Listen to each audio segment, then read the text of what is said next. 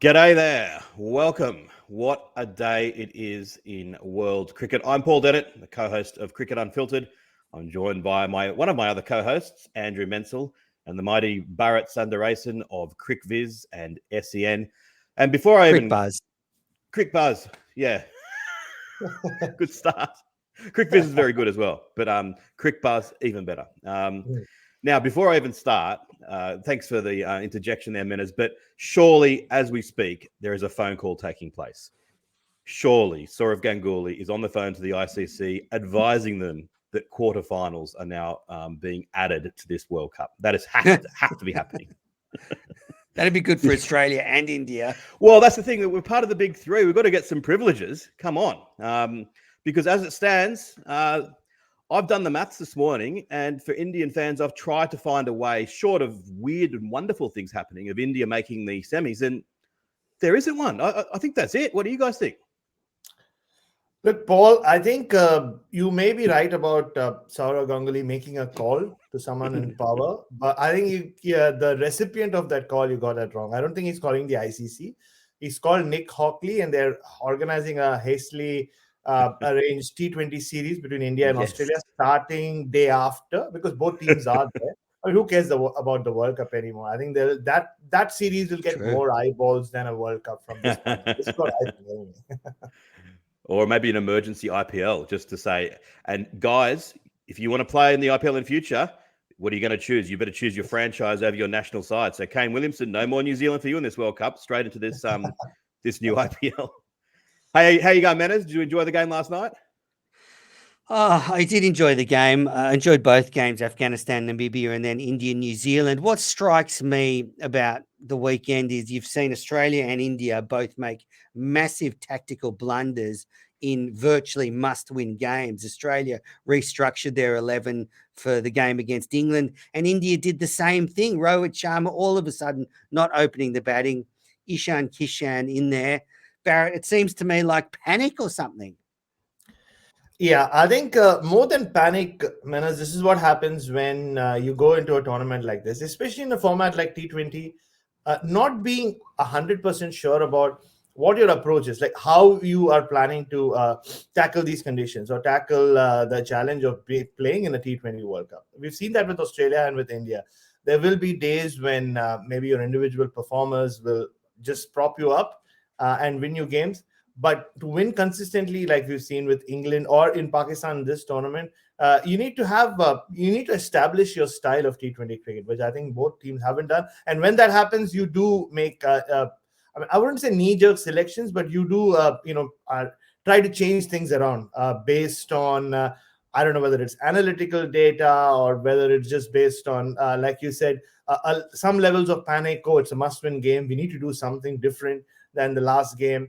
And these things happen. I still think both Australia and India didn't go wrong with their selection calls. I think Australia you can't leave Mitch Marsh out purely because he's been the only batter who's been so consistent. You could have left maybe a Stoinis out if that was the matchup you were looking for. Steve Smith. Well, no, I'm still a Steve Smith backer. I still think there's space for him. You argued about this before. I'm ready to take on you from one end and Shane Warne from the other. And Beauty. Hey, look, I think, Manners, you're being kind to Australia and to India to say that it was tactical. I think that it didn't matter who they played. They just got absolutely blitzed by the other two sides. And if I flip my head around and say, being strictly objectively speaking, I couldn't put it past the fact that if the toss had gone the other way, that maybe the results would have gone the other way. Now, any New Zealand fan and England fan would say, God, that's a bad take, given that the thrashings were so big. But I just don't know. I think that if Australia had bowled first, they might have got quite a few wickets. And same with the Indian bowlers. They might have caused the New Zealanders some trouble up front as well.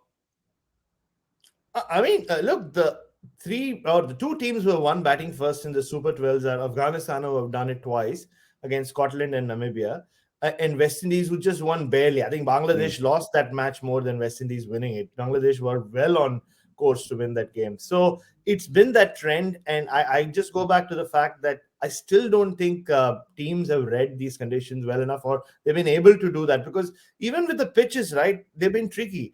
You say there's a fresh pitch in Sharjah, like the one they used for the West Indies Bangladesh match, and it's stackier than the used pitches. And a day on, the used pitch plays slightly better than the fresh pitch did.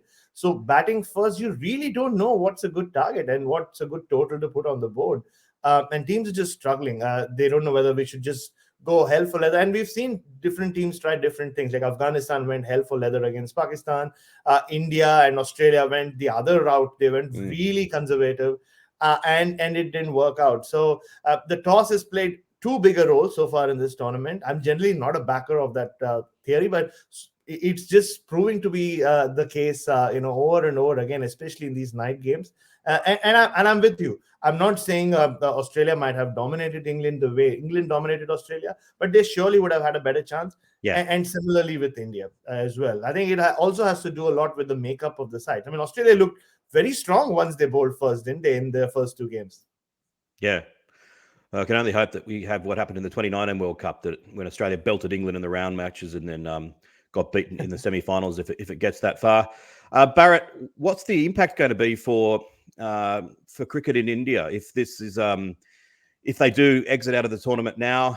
Will this impact Virat Kohli's captaincy in more than just? I mean, I know he's retiring as captain or stepping down as captain from the T20, but will this put his ODI captaincy under threat? And second of the double-barrel question, will this put the format under threat? I was joking at the start about quarterfinals, but will the Indian TV network say we can't allow this to happen again? Well, there are, like, I was on a show last night, and Zahir Khan was one of the guests, and he did draw parallels between this and the 2007 50 over World Cup, where India were knocked out early, and then, as we know, everything changed in world cricket as a result of that. I don't think it'll be as dramatic as that. I still think there are 3 more matches to go, and that's the weird thing for India. Now, I mean, as for speaking to people back home, Indian fans don't know what to do. Like, are we supposed to watch these 3 games knowing that the chance of India making it through is really, really minimal? And, there are some who are talking about, we'll bank on Afghanistan beating New Zealand. But if Afghanistan do beat New Zealand with the net run rate that Afghanistan have, it'll be them who'll go through, not India. Yeah, so because that would mean they've won 3 matches as well.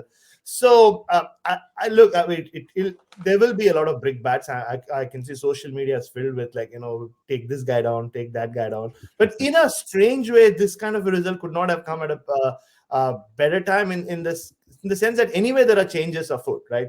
Virat Kohli, like you said, is stepping down as captain. Ravi Shastri and his coaching team's tenure is ending. So there is a new beginning just around the corner with Rahul Dravid set to take over, and whoever the new white ball captain is going to be. I think it could potentially have some ramifications on who that next guy is, who takes over from Virat Kohli. I mean, it's been people have just stuck their neck out and said it will definitely be Rohit Sharma. But but do you actually stick with Rohit, who also is on the wrong side of 30, or do you just make a fresh start? And knowing Rahul Dravid, he could even ask for something like that. And the advantage with Rahul Dravid is worked so much with the younger cricketers than this coaching crew has. So he might have better inputs. I don't know. And the advantage for both India and Australia, though, is that the next World Cup is just 11 months away once this ends. So one excuse I heard from some section of the Indian fans is, obviously India didn't want to win this World Cup. You would have been champion only for 11 months. Who cares? Yeah. I mean, but I think this is an absolute disaster for Indian cricket, Bharat. I mean, you're looking at the hosts of the tournament being effectively bundled out after 2 games. They've lost to their most bitter rival in world cricket, Pakistan, and then got towed up by the Kiwis in the wake of losing the World Test Championship final to New Zealand earlier this year. I actually think this is a massive blunder from Indian cricket. Virat Kohli, Shastri, they will be very disappointed that to be out of the running so early in a tournament they're effectively hosting. I think this is a complete schmozzle. And you talk about the team selection. I'm sorry, I wholeheartedly disagree. If Rohit Sharma has been your opening batsman for so long, you don't go into this game and throw it all up in the air and see what comes down. It is not the tournament to be experimenting. And I think Shastri and Kohli have made a massive blunder. This is a complete stuff up. And to just be completely outplayed. You know, it's not, you take Australia out of it. Australia have no form in T20 cricket. That result wasn't a surprise. Whereas this result, 2-2 India, the world's leader in T20 cricket. I think this is going to be a disaster. It's a disaster, and I think the recriminations will be quite vociferous in India.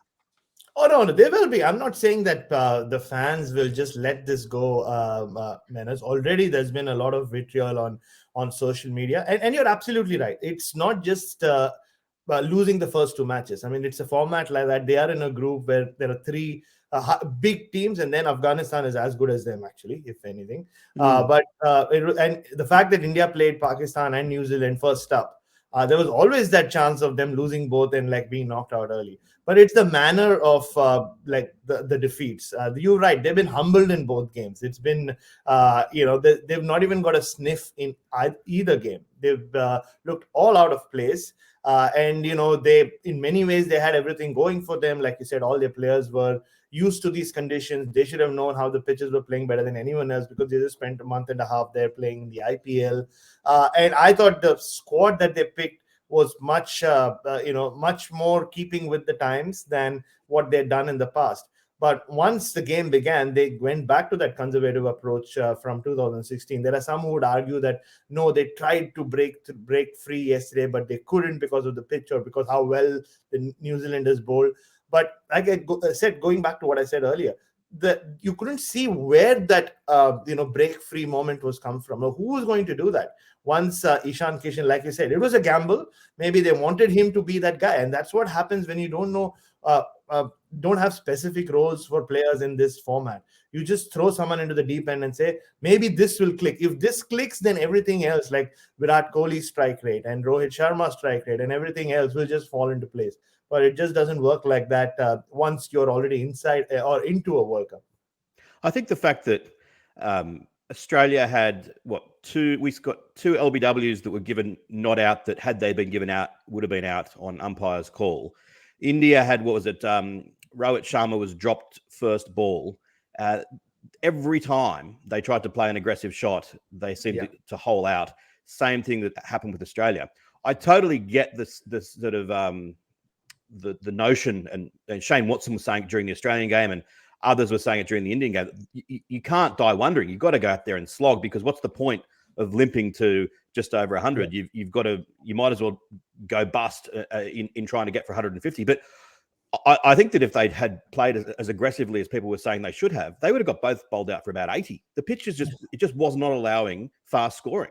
And I think it doesn't matter that they brought Ishan Kishan Menners. I think that point is just irrelevant. They could have opened up with anyone, any order whatsoever, and the bowling was too difficult. Yeah, but I just think it destabilizes a team where you're switching roles in the middle of a World Cup. Yeah. I did have someone message me on Saturday night that apparently Shane Watson, and I'd muted the TV by then, was talking about Australia's intention with the bat repeatedly throughout the coverage. Yes. Almost ad nauseum, by the sounds of my irate friend who was messaging me about what I was shutting up about that. Was that me? No, it was someone else. Because I felt the same. Like every time he kept, we've got to score more quickly. And then like every time someone plays an aggressive shot, they get out, and we got bowled out. It's like, didn't we? I think actually in T20 cricket, you should not die wondering. You're better off being bowled out for 80, losing 10 wickets. You smash your way to, and that whatever happens. And I sort of think you just got to play fearless cricket if you want to win T20 matches.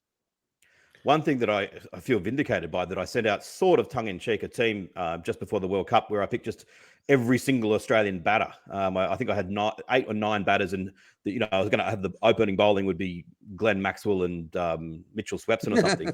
But we probably should have done that in hindsight for the last game. So, I mean, should we go through the match last night? I mean, it was basically Trent Bolt was superb. As Menners has mentioned, Ishan Kishan opened, and every time an Indian player played an aggressive shot, it went down the throat of someone on the boundary, and they caught most of them, dropped 1 or 2. There was not even any real semblance of a resurgence. So what can we see here? Pandya 23, Jadeja, 26 not out from 19, the only slender pickings of anything good. But at 110 at the innings break, whereas the night before I thought Australia still had a chance because I thought maybe the pitch would still be a little bit difficult. I just thought India's gone. New Zealand are going to cruise this, and they did. Gupta was aggressive, 20 from 17. Daryl Mitchell, 49 from 35, broke the back of the chase. And then if you want anyone in the world to just ice the chase, it's Kane Williamson, 33 not out from 31, didn't get out of second gear. And India were beaten. New Zealand only took 14.3 overs. And as Barrett said, their net run rate is now at negative 1.609. Afghanistan's net run rate is 3.097. So, yes, while you were making some of the early points, I was still trying to find some sort of permutation. If New Zealand, if New Zealand lost to Namibia and they lost to Scotland, and I started thinking it's a bridge too far. It's just not going to happen. Barrett, what do you like about the Kiwi attack, Barrett? What do you like? Because I think when you got Bolt, Southey and Milne backed up by Santner and Sodhi, it's actually a very underrated attack. It really is. My only concern with the Black Caps going into this tournament, Menners, was their lower order batting or middle to lower order batting. It was slightly suspect, and it got found out against Pakistan. But in terms of their bowling, look, that's one thing they pride themselves on, right? Like getting the right plans for the opposition. And I thought it helps that a lot of them play IPL cricket as well. That Ishan Kishan dismissal just sums it up for me. I mean, that's the shot he played to get out. That's such an instinctive shot, right? I'm sure Bolt has seen him do that hundreds of times in the nets and in Mumbai Indians matches. And they had the fielder right for that. You rarely get a wicket with a leg stump half volley, which a lot of left-handers love flicking it away. But it was just set up so well. And I thought similarly, the first ball to Rohit bouncer, that's just classic. I mean, he's seen a lot of Rohit Sharma in the nets and from the dugout to know that's exactly what you do, because he will go for the shot. It should have worked out. It didn't, Adam Mills dropped the catch. But Santner and Sodhi, I mean, I can't think of, at least in T20 cricket, you had the same bowlers derail you 5.5 years apart. Like, Nagpur 2016, it was Santner and Sodhi who defended, helped New Zealand defend 126. 5.5 years later, it's again them. I mean, between them, they gave away 31 runs, if I'm not mistaken, in 8 overs. And in these pitches or on these pitches, they are exactly the kind of bowlers you want. You can talk about all the mystery of Varun Chakravarti and Theekshana and all that, but guys who you can set fields to, like Kane Williamson was allowed to do yesterday.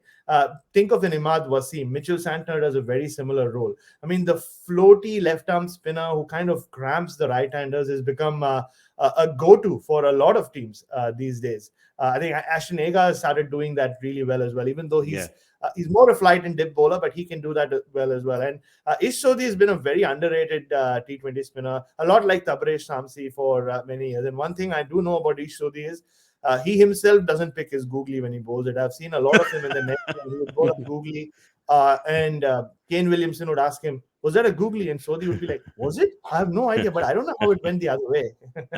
It's interesting, actually. I saw Sodhi take 6 for out at Homebush one BBL match, and I saw that as well. Paul was there. He's an underrated T20 bowler. He takes his wickets in domestic T20 cricket at a strike rate of 18. So that's a dangerous option. You speak about not being able to pick his leg, his wrong end. Apparently, Rashid Khan can spin his leg spinner out the back of his hand as well as spinning his leg spinner out the front of his hand. Amazing. So how are you going to pick that if Rashid Khan's doing that? So I wonder if Sodhi's actually able to do that out the back of the hand. It's quite an art. But yeah, I just think, if you look at sort of where Australia's gone wrong, we've got a clone of Ish Sodhi out here called Fawad Ahmed, who bowls very similar, same speed, very similar style, and never even considered for the World Cup. So I think the Kiwis have got a good chance. It's ridiculous that he and Steve O'Keefe just in the last 7 or 8 years have just not been considered in the Australian T20 side. And I just don't understand why. I mean, even at the advanced age that they both are now, I would have given strong consideration to picking them for the squad. Imad Wasim, especially, it's almost like he's a left arm swing bowler, the way that the ball just dips in so violently. It's so difficult to handle. Another stat just from last night, if you weren't watching the coverage, that India went 71 balls without hitting a boundary, which is just. What odds would you have got about that before the game? That was one of the most mind-blowing things I think I've ever seen. Not to forget that India have now taken 2 wickets in 2 matches. I don't know how many people would have picked that, especially considering it looked like India had picked the right group of bowlers for this tournament. And I was personally surprised that Ashwin's not got a single game. I know they went with the extra seamer, but when they brought him back into the mix and Virat Kohli started talking about how he's really worked on his T20 bowling, a much better T20 bowler than he was 4 or 5 years ago. I just assumed that meant that he would get a game in. But I mean, in hindsight, everything looks wrong with it, especially when it comes to selection.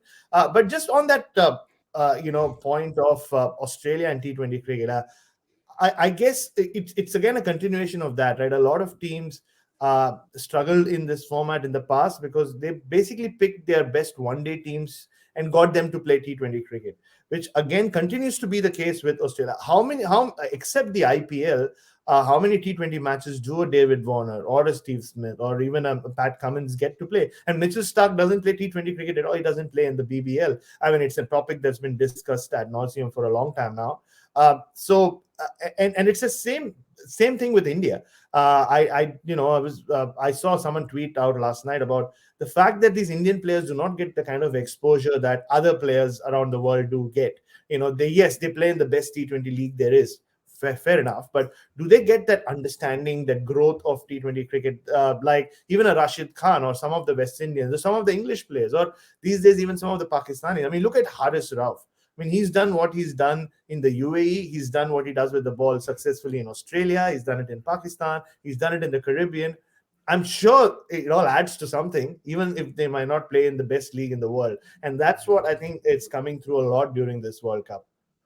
The thing with Australia is that you could almost say not only we are picking our 50-over side, we're basically picking our test side in the T20 World Cup still.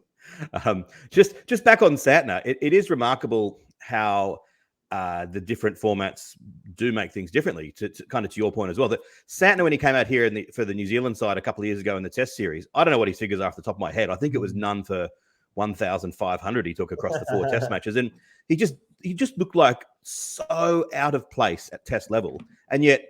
You look at him last night, and he's the first. You give him serious consideration for an all-tournament side at the moment for the best in the world. It's just it is remarkable. So the fact that Australia is just picking our Test side with a few changes, it's a pretty good point. Barrett, do you think that there were any signs that this might be in store for India, this poor performance? I mean, they've had a really debilitating schedule. You look at, the IPL that was started, then stopped, and they go to England, and they're there for months and months. They have that crazy end where a test match is called off, and they rush to the UAE for the IPL. I mean, is that a factor, do you think, in this performance? Just the fact that they've been really, nose to the bitumen almost for the last year. I'm glad you brought that point up, Menners. And there is a lot of truth to it. Even in the game against Pakistan, you could see they just looked a little jaded. They looked tired at some levels. And, like you said, they went to England sometime in May in preparation for that World Test Championship final. They were there for 4 months nearly, directly to the UAE. And it's not like they get in and get any time at all. So 2 days and bang, into the IPL. 2 days out, bang, into the T20 World Cup. And that too, starting off with the India-Pakistan match, which, whether you like it or not, brings that extra bit of, added stress for sure. And then to lose the way that they did in that game, I thought the 1 week break would help them because physically as well, they just would have got some time to put their feet up. Just speaking to people who are covering the tournament in the UAE, I think they've had just 1 or 2 training sessions in that 1 week because they just needed some time off. And when you are a team under pressure, and then when you're, as jaded as they must be, having gone from bubble to bubble to bubble, these kind of things happen. So in a way, something had to give, as their coach Ravi Shastri would love to say, or used to say on commentary. And it ended up in these two rather poor results for them, and potentially an early exit from their a tournament that they were supposed to host. It can't be much fun, can it? I mean, when you're playing cricket with the weight of the world on you, and I had sympathy for Virat Kohli last night, just looking at him, watching the game ebbing away, and thinking, this is a game that's meant to be, you're hitting a piece of leather with a stick. It's meant to be bringing joy to you, and it would have done for most of his life. But geez, I felt sorry for him last night. It wouldn't have been fun at all. And the kind of and look, it doesn't help when you do lose a match like they did against Pakistan. The backlash is just becoming more and more virulent and nasty, to the extent I'm with those folk who believe, do we really need to have India-Pakistan matches if this is how people around the country are going to react to a defeat on both sides? And the abuse that Mohammad Shami has had to incur in the last or in that week between India, Pakistan, and India, New Zealand, and just generally, it's just too much of that happening. And you're right, and not just Virat Kohli, Paul. Just looking at some of the wives in the stands, that the moment when Rohit Sharma's catch was dropped, they all like. I mean, that you're right. I mean, it's at the end of the day, it is a game. I know there's a lot of people. There are way too many stakeholders involved with this sport, especially in India. But at the end of the day, it happens. It's 2 matches that they've lost, really. And someone needs to put that into context, but nobody's going to do that anytime soon. The fact that is this story real, or is it somehow confected, that really 4 Indians got arrested for cheering on Pakistan in the India-Pakistan game, and they're actually awaiting trial now? It is real. And it's just, the sad state of affairs, back in India. It's it's not good. It's a societal thing right now, and it is true. It did happen, and you can see that trend in social media as well. I mean, the religious sentiments that are being aired out so openly just tells you. I mean, it can't happen if or just on social media, right? It's all social media. Unfortunately, is a reflection of what happens in real society. So that did happen, and it just. I remember when I was growing up. There were certain sections of Mumbai, where you would hear the occasional firecracker if Pakistan won. And, but it wasn't, I mean, they wouldn't get arrested and all that. But you knew that it existed. But I don't think there should be so much national pride attached to a sport. I know it's cricket, but it can't, seep into real life. And people should not be punished for supporting a sporting team, I don't think. I kind of like the idea of I kind of like the idea of like locking up Aussies that go for the Poms though this summer. Well, the thing is, if all it needs for me to switch allegiances, if I have a $10 bet on the opposition, I cheer them on. I'll wrap myself in the English flag if I've had $10 on England. That's how pathetic my patriotism is. Yeah, it's tied to his wallet, clearly.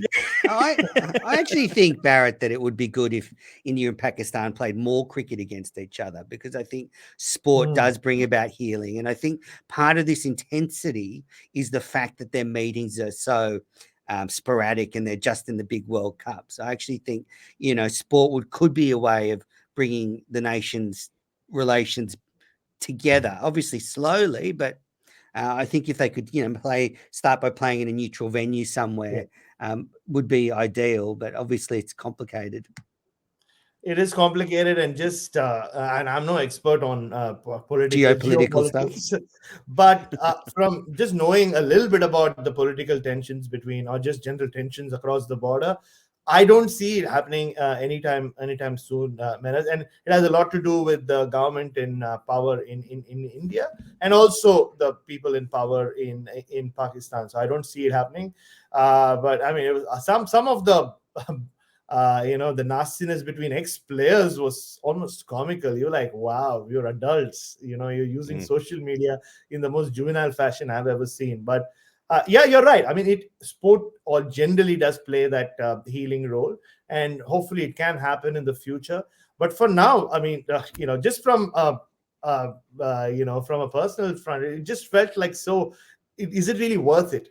Just the reactions that this game ended up with, and it's happening and it's getting worse and worse. Like, every time India and Pakistan do play, the fact is the cricket is getting better, because the advantage is every time you see a Shaheen Afridi bowl to a KL Rahul or a Jasprit Bumrah bowl to Babar Azam, they've improved so much as cricketers from the last time they met. So the quality of cricket grows, but everything around it, the quality is just nowhere to be seen in terms of people and fans.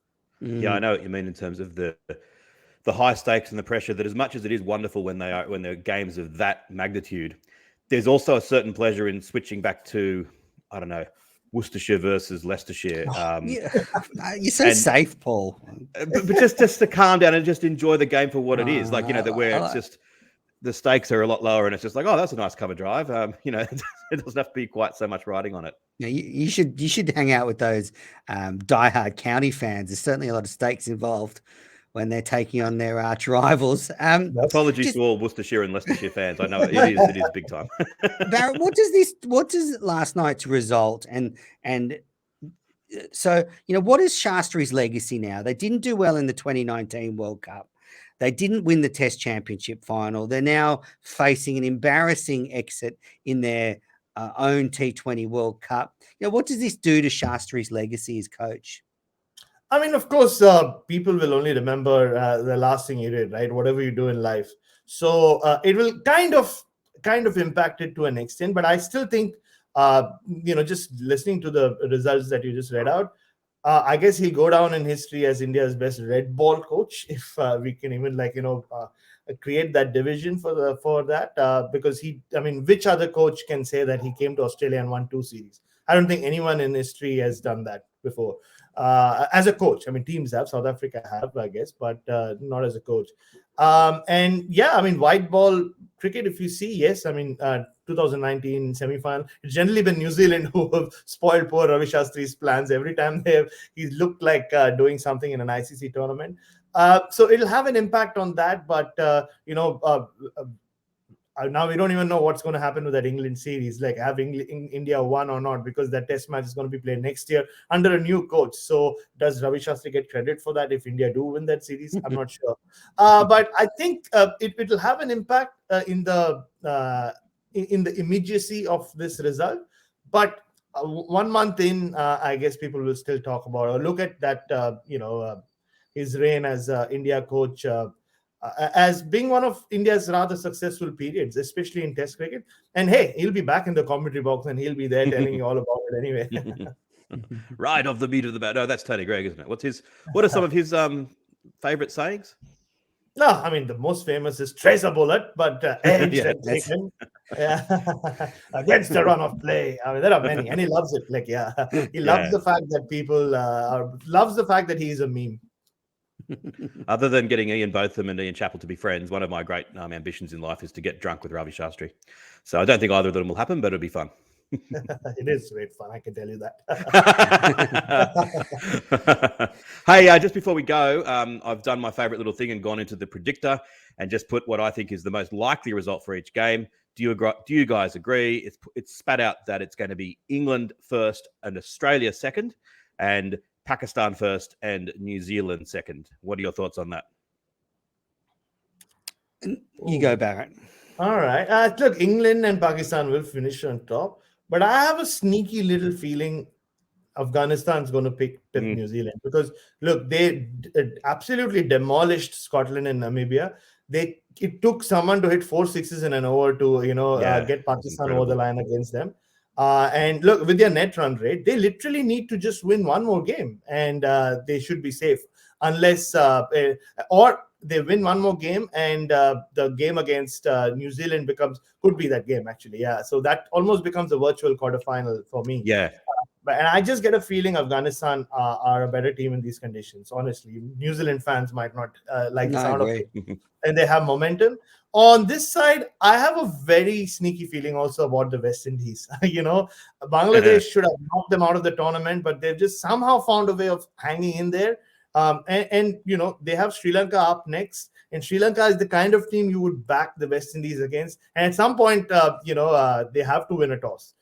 You would back Aaron Pollard or whoever's going to captain. Nicholas Pooran might have to come in, I don't know, to win a toss. And you just think that'll help their net run rate.